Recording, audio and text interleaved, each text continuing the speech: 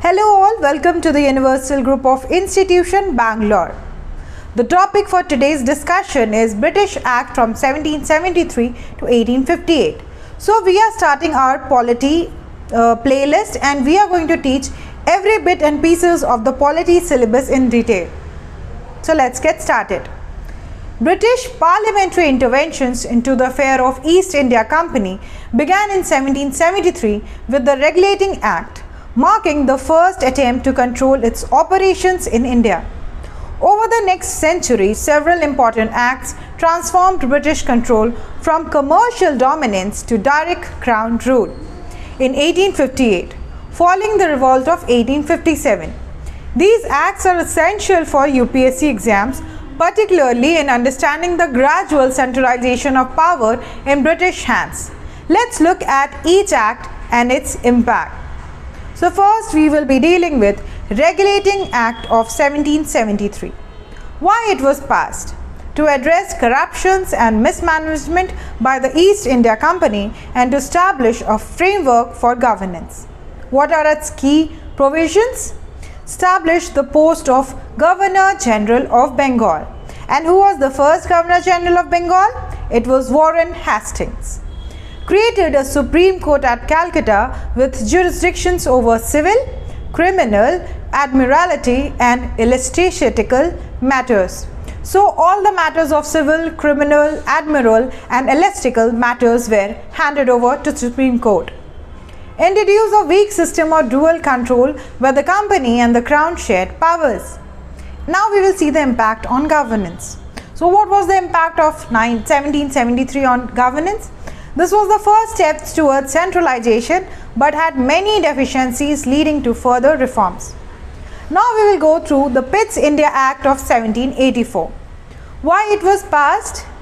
To correct the adequacies of the Regulating Act and to strengthen British control. Key provisions: created a board of control in Britain to oversee political matters while the Court of Directors continue managing commercial affairs. Governor of Bombay and Madras were made the subordinate to the Governor General of Bengal, improving central authority. Marked the official shift from purely commercial interest to political control. An impact on governance: introduced systemic separation of powers between the commercial and the political function, strengthening the crown control. Next is Charter Act of 1813. Why it was passed? To renew the East India Company's charter and limits its monopoly.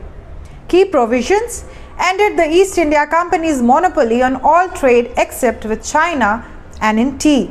So except for China and the trade in tea, rest everything was, the monopoly was taken. Allowed Christian missionaries to propagate religion in India. Increased financial allocation for education and the welfare of Indians, a significant step in social reforms. Now what was its impact on governance?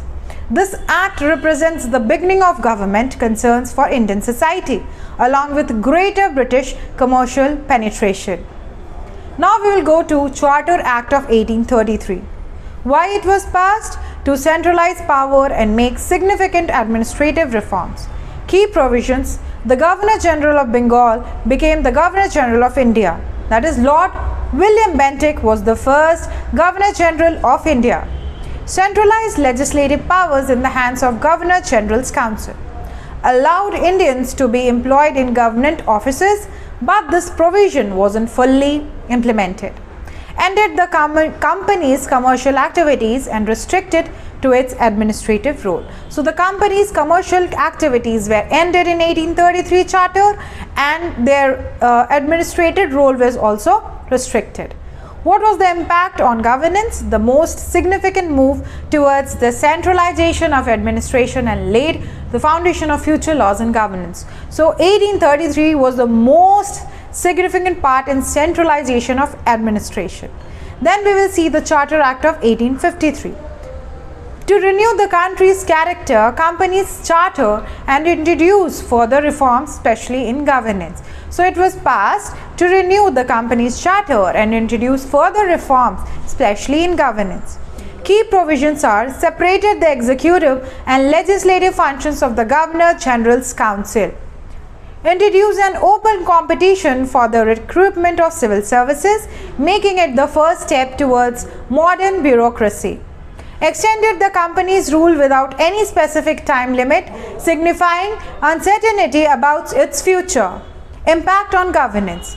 It introduced a more professional administration, but tension continued building, eventually leading to 1857 revolt.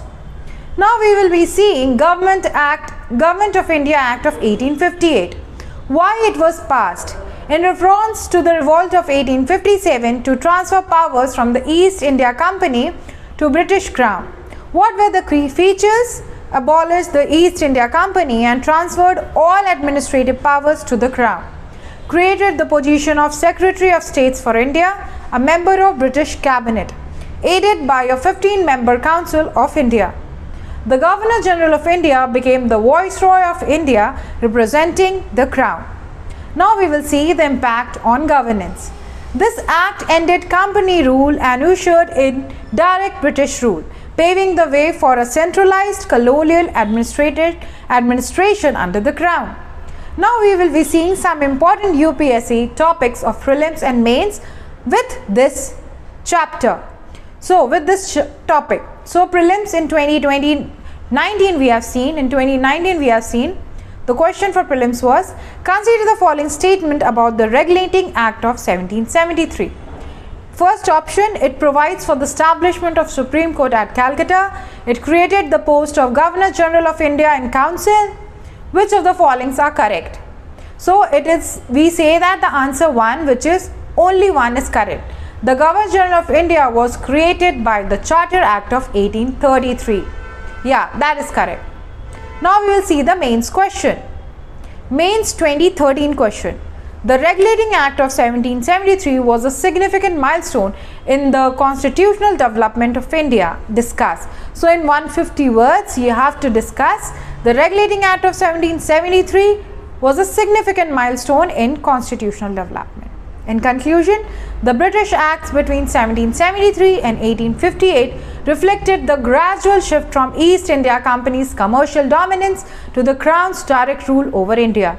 Each act was not only helped centralize power but also laid the foundation for modern governance in India, making them crucial topics for the UPSC examination. So that's all for now. Stay tuned with us.